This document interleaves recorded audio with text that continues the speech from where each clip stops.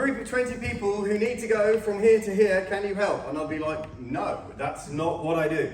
Right, so think about this is insane. When I started coaching, there was no Dragon's Den, right? There was no Google. This is insane, it makes me feel very old. But there was none of that stuff, right? Like getting information was really, really hard, okay? The challenge now is that we're at the other way entirely. There is an overwhelm of information, and now you actually don't know what to trust or not trust. How many would agree? Say it? Yeah. Right, so by the way, I'm going to tell you this now. We are living in a recession, but not the recession you think. We are living in a trust recession. Nobody trusts anybody. At all. We don't trust the government. We don't trust the banks.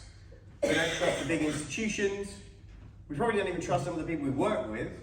This is true, right? We are in a trust recession.